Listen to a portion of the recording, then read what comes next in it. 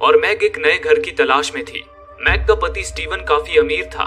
वो एक जानी मानी फार्मास्यूटिकल कंपनी का मालिक था।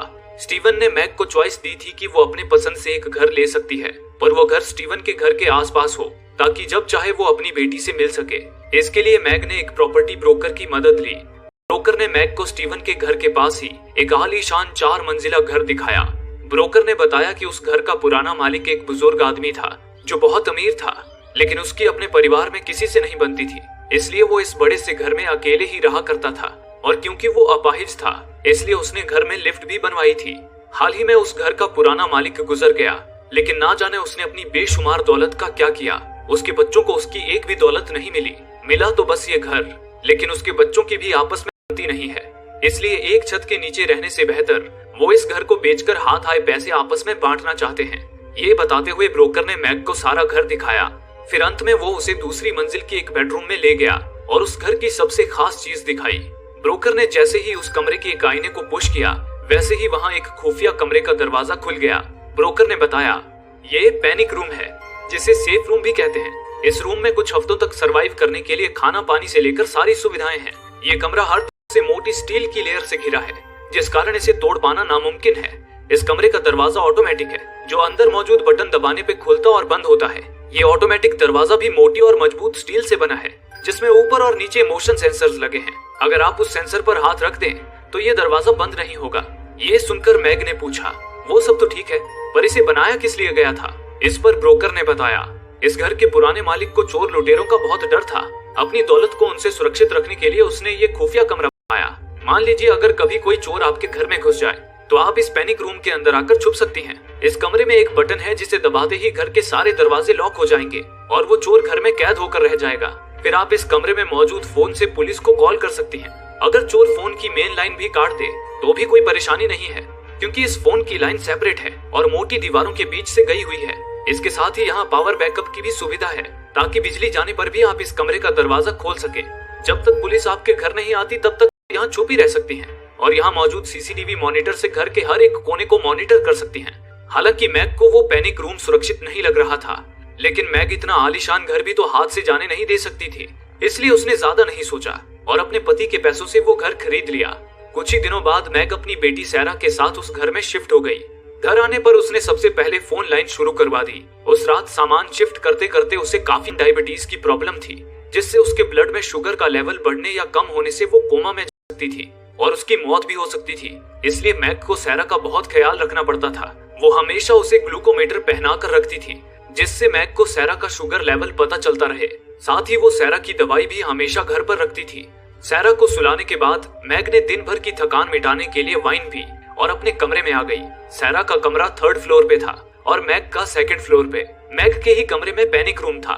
मैग को उस पैनिक रूम से अब भी खतरा महसूस हो रहा था, इसलिए उसने उसके ऑटोमेटिक दरवाजे के नीचे सेंसर पे एक चादर रखकर उसे खोले रखा था और सिक्योरिटी मैनुअल में उसे हमेशा के लिए डिसेबल करने का तरीका ढूंढ रही थी। हालांकि मैग की पूरी कोशिशों के बावजूद भी वो पैनिक रूम डिसेबल नहीं हुआ। उल्टा उस कमरे के सारे सीसीटीवी मॉनिटर ऑन हो गए। परेशान होकर मैग ने वो काम अगले दिन पर छोड़ दिया और थकान से चूर मैग बिस्तर पे गिरते ही नींद की आगोश में चली गई। रात के करीब 1:30 बज चुके थे। तभी अचानक मैग के घर के बाहर एक कार आकर रुकी। उस कार से 2 आदमी निकलकर मैग के घर के पास आ गए और घर का दरवाजा खोलने की कोशिश करने लगे। तभी दरवाजा लॉक पाकर उनमें से एक शख्स ऊपरी मंजिल पे चढ़ गया और फायर एग्जिट की एक लोहे की छत काटकर घर के अंदर दाखिल हो गया। अंदर आने पर वो मैग और सैरा को उस घर में देख हैरान रह गया। वो फौरन नीचे आया और घर की सिक्योरिटी सिस्टम डिसेबल करके अपने साथी के लिए भी दरवाजा खोल दिया। उसका साथी 2 बड़े बैग में कुछ सामान लेकर अंदर आ गया। वो 2 आदमी थे, जूनियर और बर्नहैम, जो कोई कीमती चीज चुराने के मकसद से उस घर में घुसे थे। तभी जूनियर ने बाहर मास्क पहने खड़े एक और आदमी को अंदर बुलाया। उसे देख बर्नहैम ने जूनियर से कहा, अब ये कौन है? तुमने इसे क्यों बुलाया? इस पर जूनियर ने कहा, ये राहुल है, ये ऐसे काम करने में एक्सपर्ट है। इतने में ही जूनियर का ध्यान घर में फैले सामानों की ओर गया। उसे देख जूनियर चौंकते हुए बर्नहैम से बोला, ये सब क्या है? ये सुन बर्नहैम ने उससे चिढ़कर कहा, वही तो मैं भी पूछ रहा हूँ कि आखिर ये सब क्या है?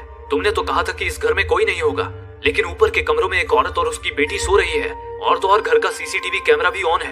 अब हम क्या करेंगे? इतना सुनते ही जूनियर ने कहा, ये दोनों माँ बेटी कहाँ से आ टपके?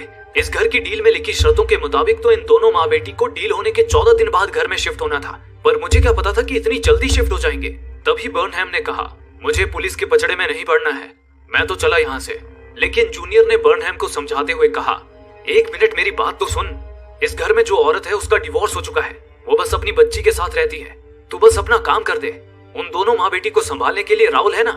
जूनियर के इतना कहते ही राहुल ने उसे अपनी गन दिखाई, लेकिन उससे बर्नहैम और भी ज्यादा चिढ़ गया, क्योंकि वो बिना किसी हिंसा के इस काम को अंजाम देना चाहता था। इस पर जूनियर बर्नहैम को राहुल से थोड़ी दूर ले गया और दबी आवाज में उससे कहा, $3 मिलियन अभी भी इसी घर में पड़े हैं, और ये बात तुम्हारे और मेरे अलावा किसी तीसरे को नहीं पता, और मुझे पता है तुम पैसों के लिए कितना मोहताज है।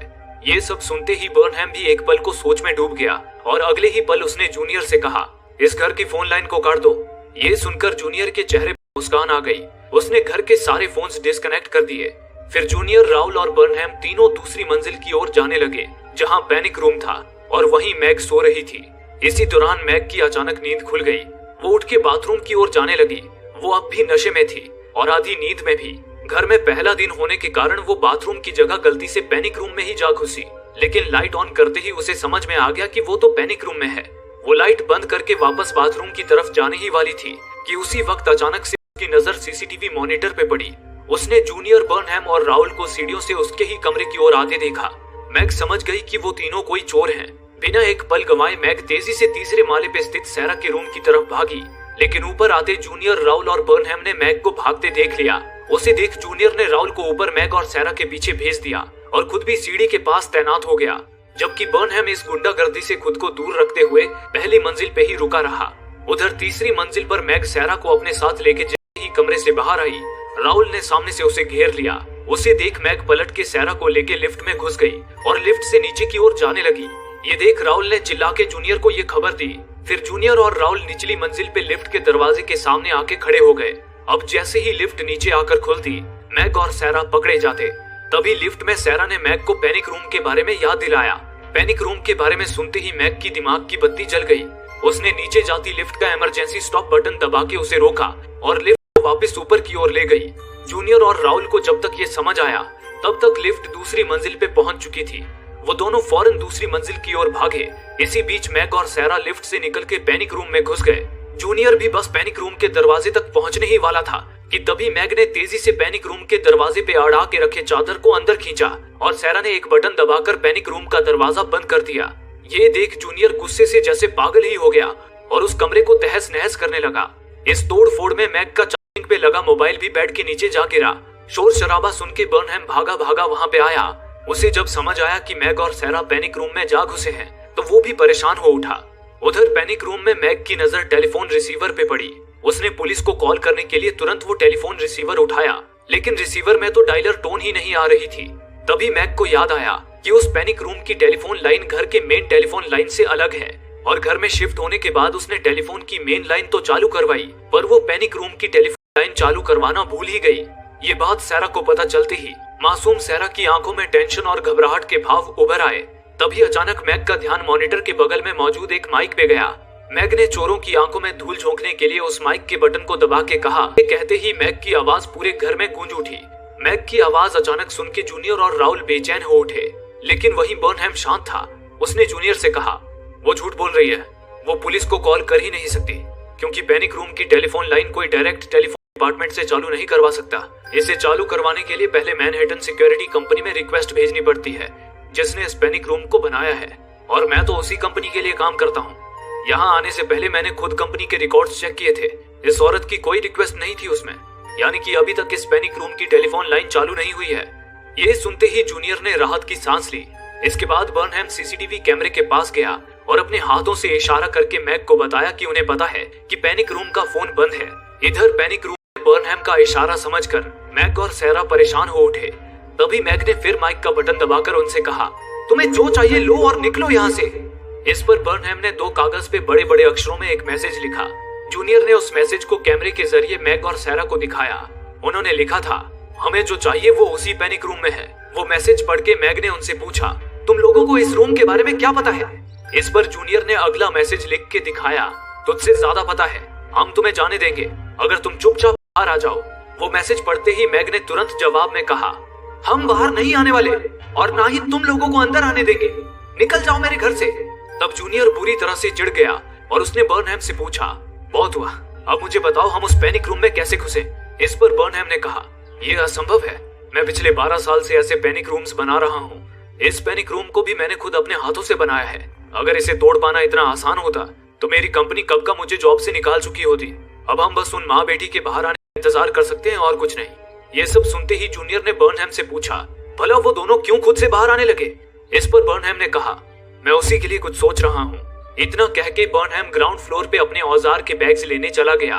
तभी बर्नहैम की नजर बैल्कनी के बाहर पड़े प्रोपेन गैस के सिलेंडर पे पड़ी। प्रोपेन गैस घरों में खाना बनाने में इस्तेमाल होने वाली एलपीजी गैस को ही कहा जाता है। प्रोपेन गैस को देखते ही उसे एक आइडिया आया। बर्नहैम अंदर आया और एक दीवार को ठोक ठोक के उसका इंस्पेक्शन करने लगा। तभी एक जगह पर उसे दीवार खोखली महसूस हुई। बर्नहैम ने अपने हथौड़े से मार मार के उस दीवार की बाहरी परत को फोड़ दिया। उस दीवार की अंदरूनी परत लोहे की थी। बर्नहैम ने एक तकिया लिया और तकिए के बीच से ड्रिल मशीन घुसाकर लोहे की दीवार में सुराख कर दिया। तकिए से ड्रिल मशीन की आवाज धीमी हो गई थी। दरअसल बर्नहैम ने जिस लोहे की दीवार पे छेद किया था वो वेंटिलेशन का एक कंपार्टमेंट था और वो वेंटिलेशन पैनिक रूम में हवा जाने के लिए बनाई गई थी। बर्नहैम ने प्रोपेन गैस सिलेंडर का पाइप उस छेद से वेंटिलेशन में घुसा दिया और गैस को बहुत धीमी गति में चालू कर दिया ताकि वेंटिलेशन के जरिए पैनिक रूम में गैस भर जाए, जिससे मैक और सैरा का दम घुटने लगे और वो दोनों पैनिक रूम से बाहर निकल आए। इस दौरान उधर पैनिक गैस शुरू करते देख मैक ने वेंटिलेशन के पास जाकर देखा। उसने पाया कि प्रोपेन गैस तेजी से पैनिक रूम में फैल रही थी। उस गैस की गंध से मैक को खांसी आने लगी। तभी उधर राहुल ने बर्नहैम को और ज्यादा गैस खोलने को कहा। इस पर बर्नहैम ने कहा कि गैस की ज्यादा मात्रा से वो लोग मर भी सकते हैं, हमें बस उन्हें डराना है, जान से नहीं मारना है। लेकिन राहुल नहीं माना। उसने झटके से बर्नहैम का हाथ सिलेंडर के नॉब से हटा के गैस की स्पीड बढ़ा दी। अब पैनिक रूम के अंदर मैक और सैरा के लिए सांस ले पाना भी मुश्किल हो चुका था। उन्होंने इस स्थिति से निपटने के लिए अपने हाथ पैर मारने शुरू कर दिए थे। मैक वहां रखे बक्से में ढूंढने लगी कि शायद उसे कोई गैस मास्क या ऑक्सीजन सिलेंडर मिल जाए जिससे वो लोग सांस ले सके, पर वो नाकाम रही। उसके हाथ लगा तो सिर्फ एक डक टेप। इसी दौरान सैरा ने दीवार से लगे एक बॉक्स को निकाला तो देखा कि वहाँ एक छेद था जो सीधा बाहर की ओर खुला हुआ था। एक इमरजेंसी वेंटिलेशन था जिससे बाहर की फ्रेश एयर अंदर आ रही थी। उस छेद के करीब जाकर ही मैक और सैरा की सांस में सांस आई। दूसरी ओर बाहर जूनियर पैनिक रूम की दीवार से कान लगा के अंदर की आवाज को सुनने की कोशिश कर रहा था। तभी अंदर से उसे मैक और सैरा के जोर जोर से खांसने की आवाज सुनाई देने लगी। वो समझ चुका था कि गैस ने अपना असर दिखाना शुरू कर दिया था। उसने ये खुशखबरी राहुल और बर्नहैम को दी। उसे सुनते ही बर्नहैम टेंशन में आ गया। उसने कहा, अगर वो लोग खांस रहे हैं तो इसका मतलब है कि वो बेहोश होने वाले हैं। अगर वो बेहोश हो गए तो दरवाजा कैसे खोलेंगे, इसलिए मैं कहता हूँ अभी के अभी गैस ऑफ करो। इस पर जूनियर ने भी बर्नहैम का साथ देते हुए राहुल से गैस बंद करने को कहा, लेकिन राहुल ने गैस की स्पीड कम करने की बजाय उनसे कहा, वो सीधे बेहोश नहीं होंगी, पहले वो दोनों उल्टी करेंगी। उधर पैनिक रूम के अंदर मैक को थोड़ा सांस आने पर वो वेंटिलेशन को डक टेप से पैक करने लगी, लेकिन वो टेप भी गैस को अंदर आने से रोक नहीं पाया। ये देख मैक इस स्थिति से निपटने के लिए कुछ और चीजें बक्से में ढूंढने लगी। तभी उसके हाथ कुछ फायर ब्लैंकेट्स और लाइटर लगा। उसे देखते ही मैक के दिमाग में एक आइडिया आया। उसने सैरा को एक फायर ब्लैंकेट से ढक दिया। इसके बाद उसने वेंटिलेशन की जाली निकाल फेंकी और खुद भी एक फायर ब्लैंकेट ओढ़ के वहां खड़ी हो गई। उस वक्त बाहर जूनियर दीवार से कान सटाए अंदर की आवाजें सुनने की कोशिश कर रहा था। तभी उधर मैक ने लाइटर को वेंटिलेशन में डाल के लाइटर का ट्रिगर दबा दिया, जिससे गैस ने आग पकड़ ली और वो तेज आग की लपट प्रेशर के साथ दीवार के बाहर निकली, जिससे दीवार के पास खड़े जूनियर का हाथ और चेहरा आग में झुलसने लगा। वहीं दूसरी ओर आग पैनिक रूम में भी फैल चुकी थी, पर खुशकिस्मती से वो पैनिक रूम फायर प्रूफ था। पैनिक रूम की छत पे लगे एक वेंटिलेशन ने अंदर का सारा आग सोख लिया, जिससे मैक और सैरा की जान बच गई। इसी दौरान उधर गैस पाइप के जरिए आग सिलेंडर तक पहुंच चुकी थी, जिससे उस सिलेंडर के फटकर 2 टुकड़े हो गए। जूनियर का दाहिना हाथ अब भी आग में जल रहा था। तभी बर्नहैम ने वहीं पड़े बेड के चादर से जूनियर को लपेट के उसकी आग बुझा दी, लेकिन तब तक जूनियर का एक साइड का चेहरा और एक हाथ बुरी तरह से जल चुका था। पर उसकी परवाह किए बिना जूनियर गुस्से में कैमरे की तरफ देखकर मैक और सैरा को गालियां देने लगा। इसी दौरान राहुल ने जूनियर से फ्लोर पे चला गया। अब सेकंड फ्लोर में पैनिक रूम के बाहर सिर्फ बर्नहैम रह गया था। नीचे आकर राहुल ने जूनियर से कहा, अब इस काम में रिस्क बहुत ज्यादा बढ़ गया है, इसलिए जो पैसे हम चोरी करने आए हैं उसके मुझे बराबर हिस्से चाहिए। इस पर जूनियर ने चिढ़ते हुए कहा, मैं यहाँ कोई पैसे चोरी करने नहीं आया हूँ। मैं तुझे बता दूं कि ये घर पहले मेरे कंजूस बाप का था। इतनी दौलत होने के बावजूद उस बुढ़े ने हमें पाई पाई का मोहताज बना दिया था। पता भी है मैंने कितनी मेहनत पेशेंस से 2 साल तक हर वीकेंड यहाँ आकर बुढ़े को अपने हाथों से खिलाया पिलाया, उसकी सेवा की।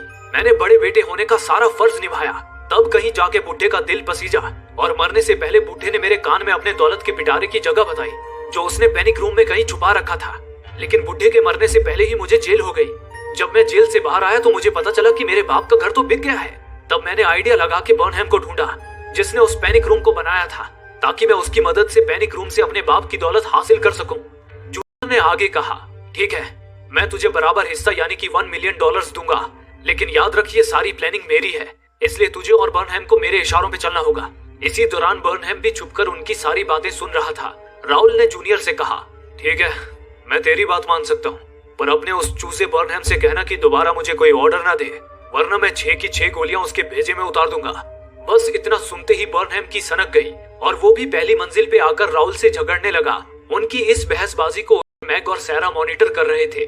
तभी मैग ने सैरा से कहा, वो सभी नीचे हैं, अगर मैं जल्दी से बाहर जाके अपना मोबाइल ले आऊं तो उससे हम मदद बुला सकते हैं। ये कहकर मैग फौरन पैनिक रूम से बाहर निकल आई और बिना शोर किए अपना फोन ढूंढने लगी। इतने में ही मैग को उसका फोन बेड के नीचे पड़ा दिखाई दिया। मैग अपना हाथ लंबा कर फोन तक पहुंचने की कोशिश करने लगी, पर बेड के नीचे गैप काफी कम था, जिससे मैग का हाथ फोन तक पहुंच नहीं पा रहा था।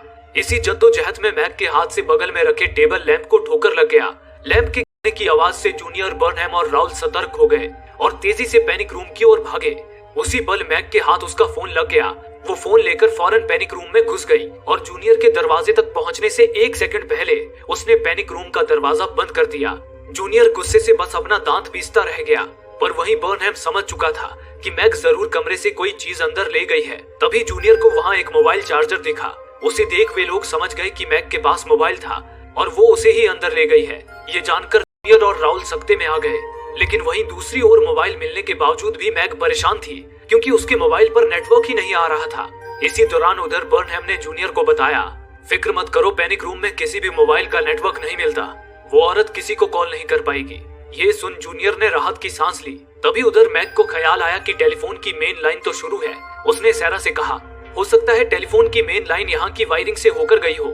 अगर हमें टेलीफोन लाइन की वायर मिल जाए तो हम उस वायर को पैनिक रूम के वहाँ वाकई टेलीफोन का एक वायर मौजूद था। मैग ने सैरा से पैनिक रूम का फोन उखाड़ कर लाने को कहा और खुद उस टेलीफोन वायर तक पहुँचने की कोशिश करने लगी।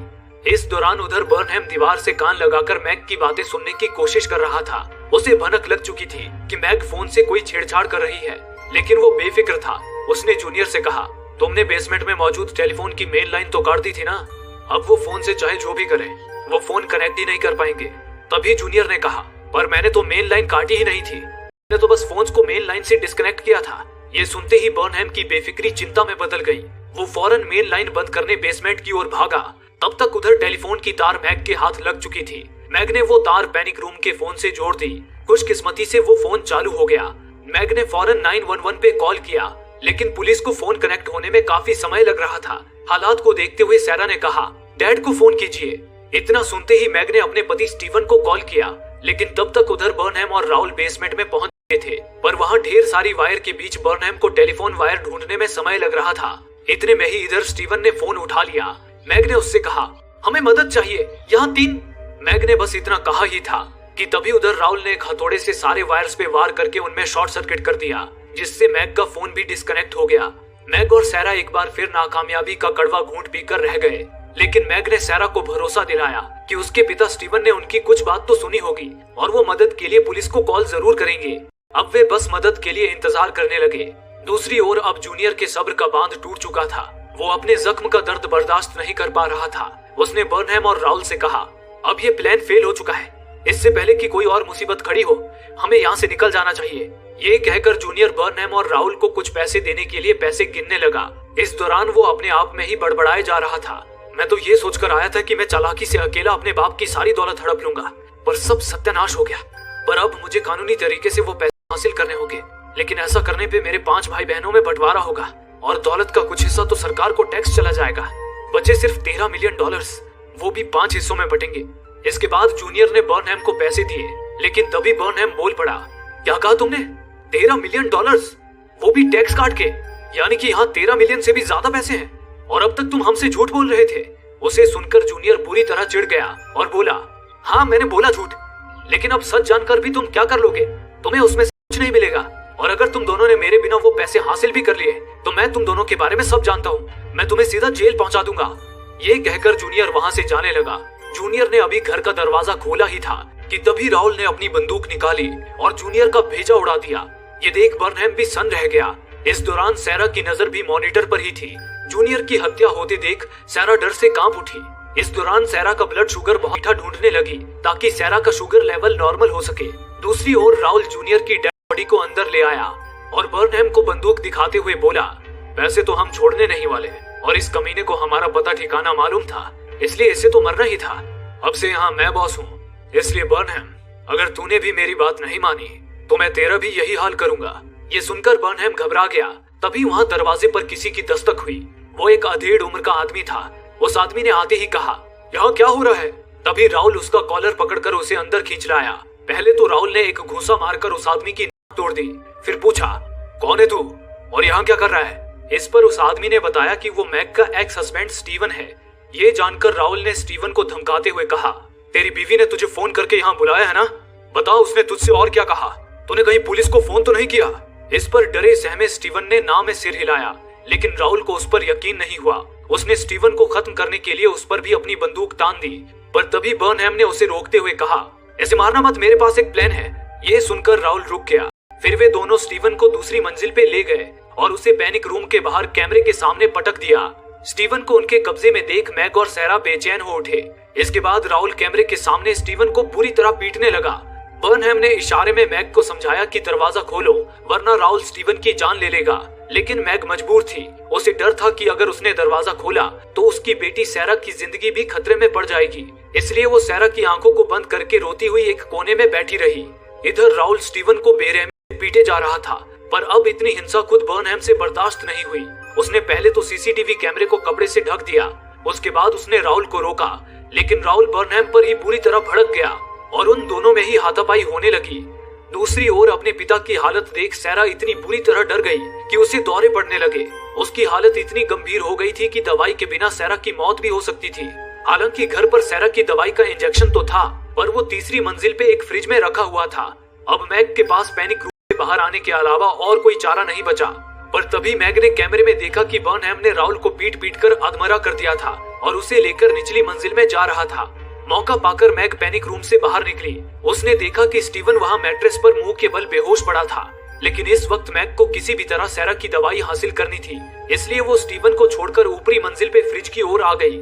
लेकिन उसे जरा भी अंदाजा नहीं था कि ये सब बर्नहैम और राहुल का बिछाया एक जाल था जिसमें मैग फंस चुकी थी। बर्नहैम और राहुल ने झगड़ा करने का नाटक किया था। असल में बर्नहैम मास्क पहने जिस अधमरे आदमी को नीचे ले गया था वो स्टीवन था, और पैनिक रूम के बाहर जो उल्टे मुंह किए पड़ा था वो राहुल था। उसने मैग को गुमराह करने के लिए स्टीवन का कोट पहन लिया था और अपना मास्क स्टीवन को पहना दिया था। मैग के जाते ही राहुल उठ खड़ा हुआ। अब पैनिक रूम में बर्नहैम और राहुल अपने काम में लग गए। इतने में ही मैग दवाई का बैग लेकर जब पैनिक रूम में पहुंची तो दरवाजे पे बर्नहैम को खड़ा देख उसके होश उड़ गए। उसे सारा माजरा समझ आ गया। तब राहुल ने पीछे से आकर मैग को धर दबोचा, लेकिन मैग राहुल से भिड़ गई और उसका कोट पकड़कर उसे घुमा के दूर फेंक दिया, जिससे राहुल पैनिक रूम के अंदर जा गिरा और उसका कोट बाहर ही रह गया। उस कोट में ही राहुल की बंदूक मौजूद थी। राहुल दरवाजे का सहारा लेकर मैग को मारने के लिए वापस उठने लगा, पर तभी मैग को बंदूक की ओर बढ़ते देख बर्नहैम ने पैनिक रूम का दरवाजा बंद करने का बटन दबा दिया। लेकिन मैग बंदूक की ओर नहीं बल्कि सैरा की दवाई के बैग की ओर बढ़ रही थी। मैग ने अपनी पूरी ताकत से दवाई का बैग पैनिक रूम के अंदर फेंक दिया। इतने में ही दरवाजा बंद हो गया और दरवाजे का सहारा लेकर उठ रहे राहुल की एक हाथ की उंगलियां दरवाजे में ही दब गई। राहुल दर्द से करहाता हुआ बर्नहैम के आगे दरवाजा खोलने के लिए गिड़गिड़ाने लगा, लेकिन बर्नहैम ने उससे कहा, उस औरत के पास तेरी बंदूक है, अगर मैंने दरवाजा खोला तो वो हम दोनों को मार देगी। तू कुछ देर सब्र कर, मैं कुछ सोचता हूँ। उधर दरवाजे के पास खड़ी मैग ने बर्नहैम की बातें सुन ली और राहुल की बंदूक उठा ली। तभी बर्नहैम ने माइक के जरिए मैग से कहा, मुझे पता है तुम्हारे पास गन है, मैं चाहता हूँ तुम अभी अपनी गन लेकर निचली मंजिल पे चली जाओ। भूलो मत तुम्हारी बेटी हमारे पास है। इस पर मैग ने भी वहां मौजूद एक माइक के जरिए उनसे कहा, मैंने अभी जो बैग अंदर फेंका है उसमें मेरी बेटी का इंजेक्शन है, प्लीज मेरी बेटी को वो इंजेक्शन दे दो वरना वो मर जाएगी। ये सुनकर बर्नहैम ने कहा, ठीक है मैं इंजेक्शन दूंगा, लेकिन उससे पहले तुम बंदूक लेकर निचली मंजिल पे जाओ। बर्नहैम की बात मानकर मैग निचली मंजिल पे चली गई। तब बर्नहैम ने पैनिक रूम का दरवाजा खोला और राहुल का हाथ बाहर निकाल लिया। दरवाजे से राहुल की कुछ उंगलियां कट गई थी। बर्नहैम ने वापस दरवाजा बंद कर दिया।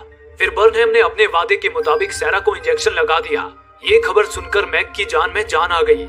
इसके बाद राहुल ने मैग को धमकी दी कि अगर उसने पुलिस को उनके बारे में इन्फॉर्म करने की कोशिश भी की तो वो सैरा को बहुत बुरी मौत देगा। अब बर्नहैम अपना काम शुरू कर चुका था। दरअसल उस पैनिक रूम के कारपेट के नीचे एक सीक्रेट लॉकर था। उस लॉकर में ही जूनियर के पिता ने अपनी सारी दौलत छुपा रखी थी। बर्नहैम एक मशीन से उस लॉकर को तोड़ने लगा। इसी दौरान उधर मैग पहली मंजिल पे पहुंची, जहां बर्नहैम ने घायल स्टीवन को एक कुर्सी पे बिठा रखा था। राहुल ने पीट पीट कर स्टीवन को लहूलुहान कर दिया था और उसके दोनों हाथ भी तोड़ दिए थे। मैग स्टीवन को संभालने की कोशिश ही कर रही थी कि तभी उसके घर की डोरबेल बजी। स्टीवन ने मैग को बताया कि बाहर पुलिस ही होगी, क्योंकि मैग ने जब उसे मदद के लिए कॉल किया था तो मैग की घबराहट भरी आवाज सुनकर स्टीवन ने पुलिस को कॉल कर दिया था। उधर पैनिक रूम के सीसीटीवी मॉनिटर पे बर्नहैम और राहुल भी बाहर खड़े 2 पुलिस ऑफिसर्स को देख रहे थे।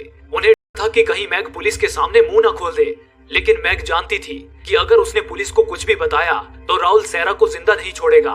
मैग ने कैमरे में इशारा करके बर्नहैम और राहुल को बताया कि वो पुलिस को भगा देगी, वे लोग उसकी बेटी को कुछ न करें। मैम आप ठीक तो हैं? आपके पति ने हमें फोन किया था, उन्होंने कहा कि आप किसी मुसीबत में हैं। इस पर मैग ने ऐसे बर्ताव किया जैसे वो नशे में हो। उसने कहा, शायद नशे में मैंने मेरे एक्स हस्बैंड को कुछ ऐसा बोल दिया होगा जिससे उसे कोई मिसअंडरस्टैंडिंग हो गई, लेकिन मैं तो बिल्कुल ठीक हूँ। हालांकि ऑफिसर ने मैग के मुस्कुराते चेहरे के पीछे छुपे डर को भांप लिया था। उसने कहा, मैम अगर आप किसी मुसीबत में हैं और हमें बता नहीं पा रही हैं तो 2 बार अपनी पलकें झपकाएं, हम समझ जाएंगे। लेकिन मैग ने ऑफिसर्स को कोई इशारा नहीं दिया। ये देख ऑफिसर्स वहां से चले गए। उन्हें जाते देख बर्नहैम और राहुल की जान में जान आ गई। पुलिस के जाते ही उन्होंने फिर लॉकर तोड़ना शुरू कर दिया, पर उधर मैग भी हाथ पे हाथ धरे बैठी नहीं थी। वो बर्नहैम और राहुल को ईंट का जवाब पत्थर से देने की तैयारी में लग गई। पहले तो मैग ने घर के सारे सीसीटीवी कैमरे फोड़ दिए, जिससे अब बर्नहैम और राहुल उसे देख नहीं पा रहे थे। इसके बाद मैग ने स्टीवन के हाथ में गन थमा दी और उसे पहली मंजिल की सीढ़ियों के सामने बिठा दिया। स्टीवन अपना हाथ हिला तो पा रहा था पर उठा नहीं पा रहा था, इसलिए मैग ने एक लैंप स्टैंड से उसके हाथ को सपोर्ट देकर गन सामने की ओर पॉइंट कर दी। फिर मैग खुद एक हथौड़ा लेकर एक कमरे में छुप गई। इसी दौरान दूसरी ओर बर्नहैम लॉकर तोड़ने में कामयाब हो गया। उसने देखा कि लॉकर में कुछ बैंक बॉन्ड्स रखे थे। बैंक बॉन्ड्स किसी पर्सन द्वारा किसी बैंक को दिए जाने वाला लोन है। दरअसल जूनियर के पिता ने अपने सारे पैसे किसी बैंक को लोन के रूप में दे रखे थे, जो उन्हें एक निश्चित समय के बाद ब्याज के साथ वापस मिलते। उन पैसों के बदले बैंक ने ये बैंक बॉन्ड जारी किए थे। समय पूरा होने पर उस बैंक बॉन्ड को बैंक में दिखाकर पैसे हासिल किए जा सकते थे। बर्नहैम ने देखा कि वो $22 मिलियन के बैंक बॉन्ड्स थे। उसे पाकर बर्नहैम और राहुल की खुशी 7वें आसमान पे थी। बर्नहैम ने वो बैंक बॉन्ड्स अपने जैकेट में छुपा लिए। उसके बाद वो दोनों सैरा को लेकर वहां से निकलने लगे। वो दबे पांव सीढ़ियों से पहली मंजिल में आ गए और जैसे ही निचली मंजिल पे जाने को हुए तभी वहां एक बल्ब जल उठी। वो बल्ब स्टीवन के हाथ में मौजूद लैंप की थी। बर्नहैम और राहुल ने पाया कि वो स्टीवन के बंदूक के निशाने पे थे। वे दोनों घबराकर बुत की तरह एक जगह पे जम गए। इतने में ही अचानक हथौड़ा लिए पीछे से मैग बाहर निकल कर आई। सैरा ने मैग को देख लिया। मैग ने सैरा को बाजू हटाने को कहा और हथौड़े से राहुल पे जोरदार वार कर दिया, जिससे राहुल सीढ़ियों से नीचे ग्राउंड फ्लोर पे जा गिरा। मौका पाकर बर्नहैम खिड़की तोड़कर बाहर निकल गया और फायर एग्जिट की सीढ़ियों से होकर भागने लगा। लेकिन उधर सनकी राहुल मैग के वार से मरा नहीं था। वो गुस्से में सीढ़ियों से वापस ऊपर आया और मैग की ओर दौड़ा। स्टीवन ने उस पर गोलियां बरसाई, पर उसका एक भी निशाना राहुल को नहीं लगा। गुस्से से बौखलाए राहुल ने पहले तो स्टीवन को मारकर गिरा दिया, फिर वो मैग पे झपट पड़ा और उसे घूंसा मार मार कर घायल कर दिया। इसके बाद राहुल ने हथौड़ा उठा लिया। उसे देख सैरा डर के मारे जोर जोर से चीखने लगी। राहुल हथौड़े से मैग का सिर कुचलने ही वाला था कि तभी किसी ने स्टीवन के पास से बंदूक उठाई और राहुल का भेजा उड़ा दिया। वो बर्नहैम था जो भाग नहीं पाया और वापस लौट आया। मैग की जान बचाने के बाद बर्नहैम दोबारा वहां से भागने लगा, लेकिन तभी बदकिस्मती से पुलिस वहां आ धमकी और बर्नहैम को चारों ओर से घेर लिया।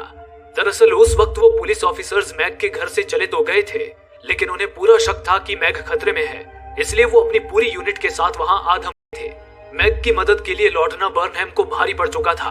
उसने निराश होकर पुलिस के आगे सरेंडर कर दिया और उन अरबों डॉलर के बैंक बॉन्ड्स को बरसाती हवाओं में उड़ा दिया। इस तरह मैग और उसके परिवार की जान बच गई और बर्नहैम को ये सबक मिल गया कि इंसान चाहे कितने भी अच्छे कर्म कर ले, पर उसका चुना हर गलत रास्ता उसे बर्बादी की ओर ही ले जाएगा। दोस्तों, आप में से काफी लोगों का कहना है कि हमारे वीडियोस आप तक नहीं पहुंच पा रहे हैं। उसके लिए आप सब्सक्राइब बटन को दबाने के बाद नोटिफिकेशन बेल आइकन पर क्लिक करें और ऑल का ऑप्शन सिलेक्ट कर लें, ताकि हमारी सारी वीडियोस की नोटिफिकेशन आप तक पहुंच सके। धन्यवाद।